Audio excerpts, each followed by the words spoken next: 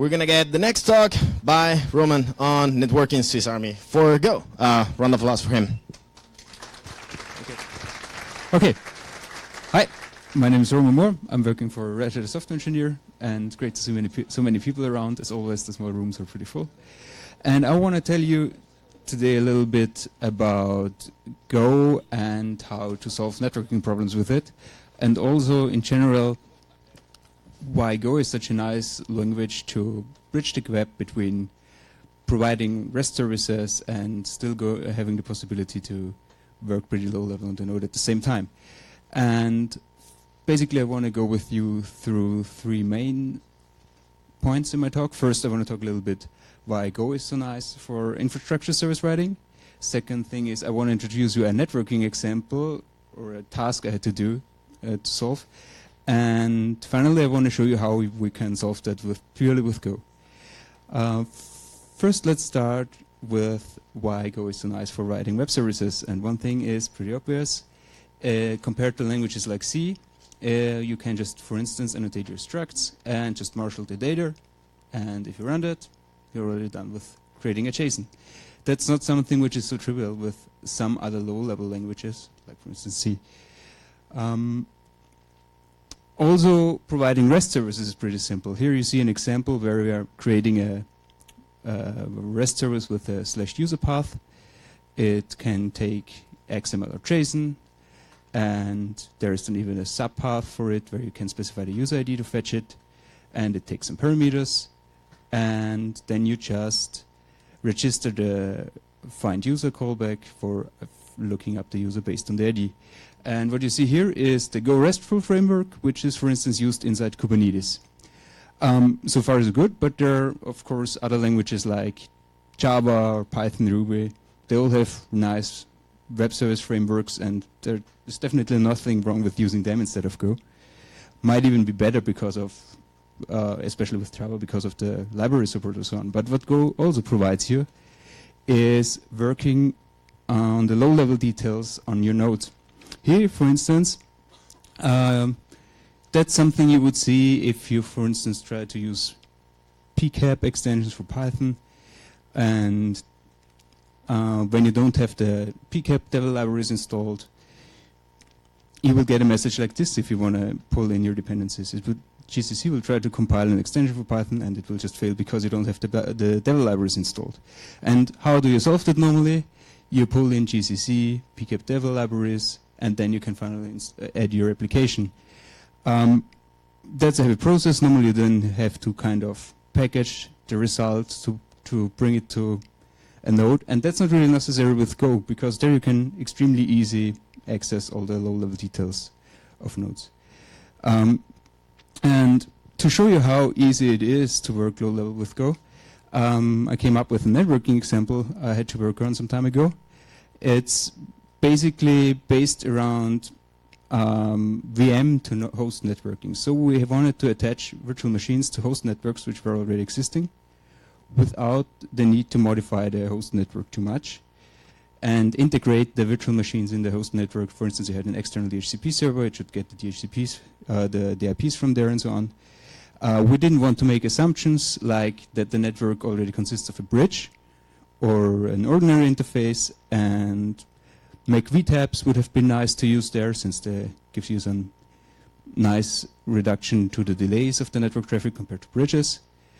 And finally, since I'm working in the Kubernetes area with virtualization add-ons there, we wanted to have the possibility to ship our code as a single binary without dependencies, so that we can use the pretty common pattern of init containers, for instance, in Kubernetes. So you just put your binary in a container, and then you have to place it somewhere on the host so that management application there or a daemon there can find your binary to use the plugin. And therefore, you don't want dynamic dependencies for your code. If we now look a little bit more detail on the task, what you normally see when you do virtual machine management is you have a bridge on the node, you attach you have your interface attached to the bridge, and then you have the virtual machines here in this case two, this VM and this VM. They both have their own tab devices, they're all attached to the bridge. And if now, let's say, the VM on tab 1 wants to ping the VM with the .3 suffix, it can just reach it, and if it wants to ping the node, which has the .2 address and the 2, that's also no problem. Now with Mac VTAPs, it's a little bit different. There are the advantages that you can directly attach Mac VTAPs to the Ethernet bridge, so to the Ethernet device. You don't have to prepare the node in any way for that. And in principle, that works already. It can talk to every other node, but it can't talk to the node it's currently running on. That's a limitation of Mac VTAP. So the virtual machine on Mac VTAP 1 interface can, without any issues, reach the other virtual machine, and it can also reach every other node in the cluster, but it can't reach the node it's currently running on. So this ping would fail with the .2 prefix. One solution for that is adding extra routes. So you can say that traffic coming from that, from the .4 suffix IP, should be routed over a Mac VLAN on the node, which is also part of the same network. And since this is on the node, finally we can ping the node. And that is actually pretty complex to solve if you want to make that generic, because you need a route for every virtual machine you create. And if you don't want to make any assumptions about the host, and if you don't want to make any assumptions about how the virtual machines gets their IP, I mean, except that it's done by DHCP, it's pretty complex to find a solution to get all the pieces together. What you can do is, if the Mac VTAP 1 device sends a DHCP request, you can steal it with traffic control from the Ethernet 0 device, move it to a bridge, where you then can, which is in promiscuous mode, there you can analyze the traffic and see what's going on. And once you're done with analyzing, you have to re-inject via the Mac VLAN 2 the packet so that it finally gets to the cluster, or that the answer gets back to the Mac VTAP 1 VM. And that's what I'm trying to show you now with Go. And we will start with Wish1 Netlink. That's a Netlink implementation for Go. It's based on the Docker networking library originally, but was since then greatly enhanced. And in general, all libraries I'm presenting here, I'm using them every day, but I never contributed there, so all the thanks go to all the cool developers out there which were creating those libraries.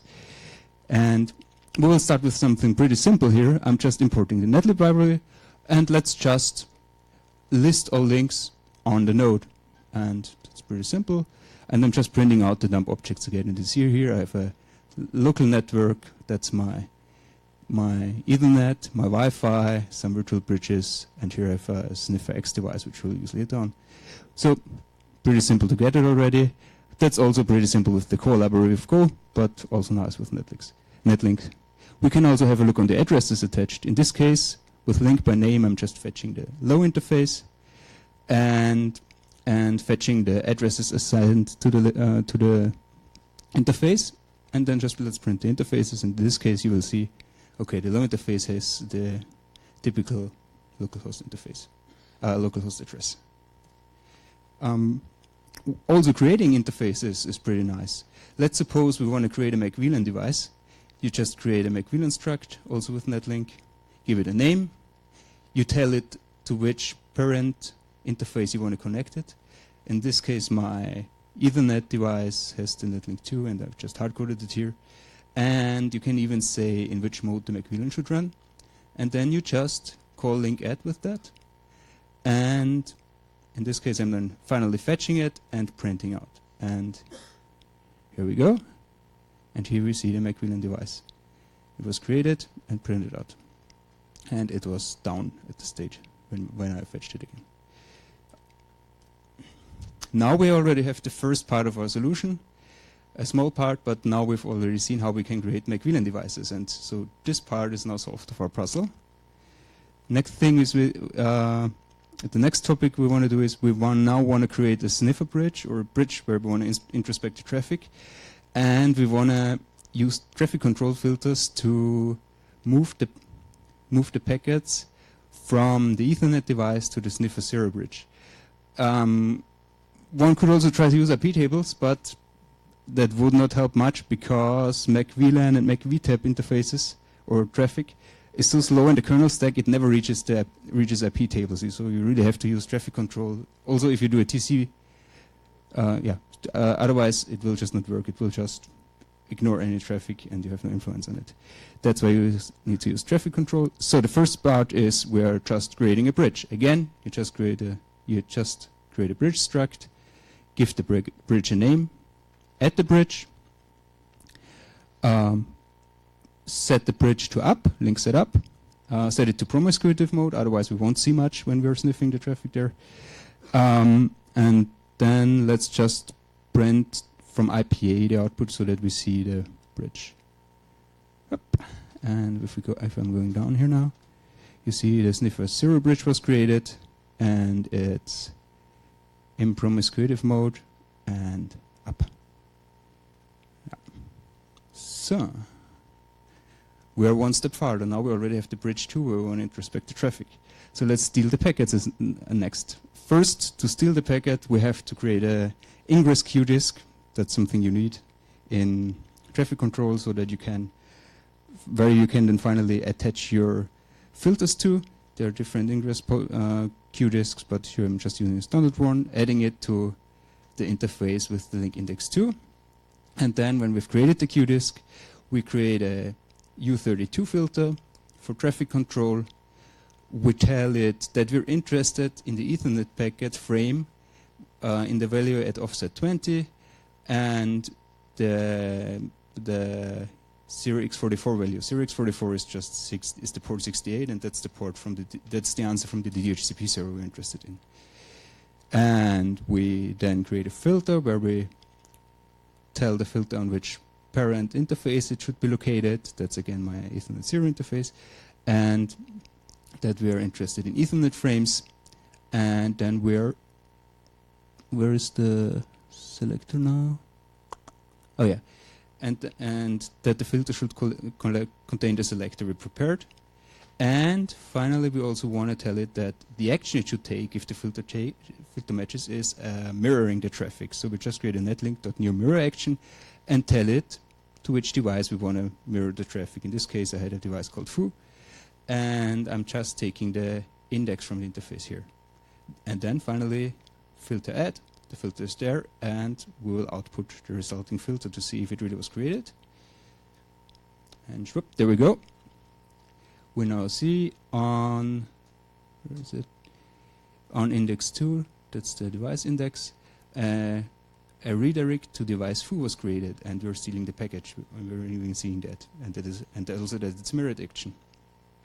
So we're farther. We got one step farther. We've now stolen the packet. The next part is introspecting it, and there, Go Packet from Google helps you a lot. That's a really nice library for introspecting network traffic, and you normally start by opening a PCAP connection to the interface so that you can sniff on the traffic, and then you tell Go Packet what kind of traffic you are trying to introspect on by creating a new packet source. So we can try to run it, and then we see exactly what we didn't want to see, an import from C code. So how can we go around that? And the answer is pretty simple. There is, for instance, from ND layer, a raw packet, which implements the packet reader from Go standard library. I think that's not the correct name. I forgot the actual name of how it's called. But this raw packet allows you to listen on packets. You just give it the interface, and you tell it that you're now trying to listen on Ethernet frames. And that's important here. Here you can do something wrong pretty easily. For instance, if you are really listening on a normal Ethernet device, you obviously see Ethernet frames. But if you're using, for instance, VLANs, and you're creating the filters which we had before, then you probably have to recalculate the offset because you're not really on an Ethernet frame, and the offsets for instance, finding out the port would be definitely wrong. And after we've created the raw connection to the interface, we then just have to implement the read packet data method where we are waiting for packets to read. First, we're creating a data buffer which has the size of the maximum transfer unit of the interface. We read the data into that buffer, and then we are filling in some capture info, like when we captured it, how much we captured it, how big the packet is at all. In this case, the reader always reads the whole packet, so it's the same value. And we tell the capture info which interface it was, and then we return the data. And actually, there you don't see much, except that it's now compiling and no C library was linked in. I didn't really get to the point to creating a more useful example here. And once we have that, we can use this new packet source from before and listen for packets there like this, and then have a for loop over these packets which are coming in there. And then we can just take the packet and try to convert it to different layers when we're working on it. In this case, if I want to see if it's on the UDP layer, I just try to convert it to the UDP layer via the layer method, and if something comes back, it's a UDP layer, it's a UDP packet, otherwise we can just continue, we're not interested in it.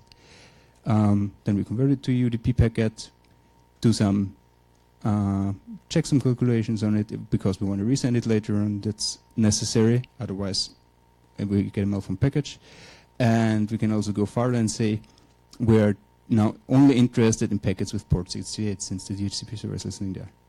And yeah, so there is a lot more to Go packet, but that's in general on how you can introspect your traffic there. And we can use it in our example to extract the IP address and MAC address of the DHCP ACK, which is very the valuable information we're interested in. And so now the next part is that we also need routes. Now we have the IP, and now we need to create a route. And to create the route, we need to create a destination IP. That's the IP of the VM. We need to create the gateway to get the address for the via part of the route. And in this case, since I wanted to create the demo in this, the route in this code snippet, I'm also adding a device to the interface where I want to, an address to the interface where I want to create the route. Otherwise, I can't create the route. So I am giving the interface where I want to add the route the address of the gateway, and it can simply be assigned to the interface by add address. Then I'm making sure that the MAC VLAN is in upstate, and finally create the route. I give it the index of the MAC VLAN interface. I give it the destination IP. I give it the gateway ID, and I add the route. And if we now run that, we will see that the right route was added. We are now routing from the VM IP over the MAC VLAN with that IP to the host. And if we go back to our example, we're now on Safari again. We have that part also added.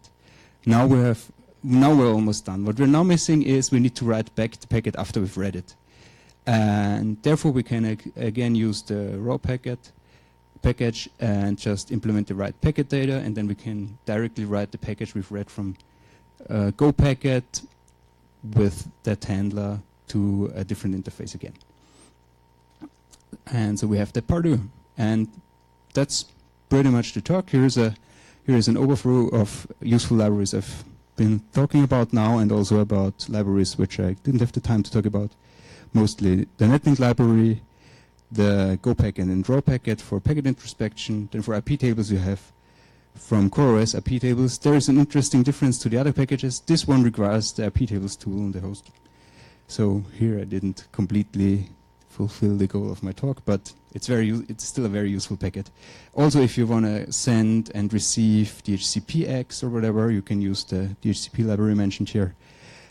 Yeah, that's pretty much it. So, questions?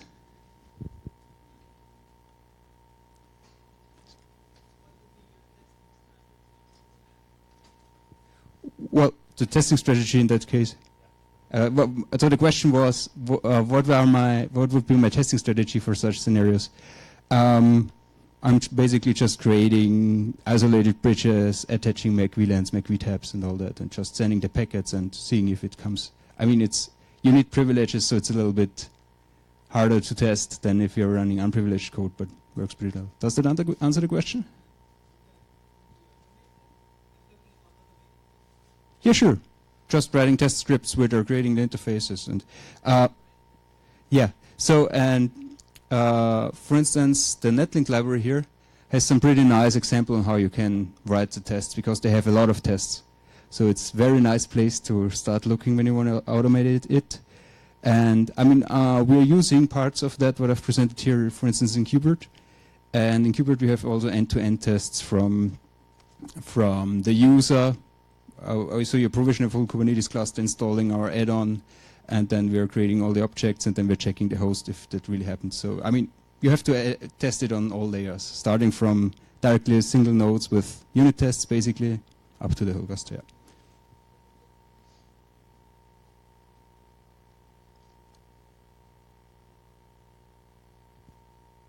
Okay, looks like that's it. Thank you.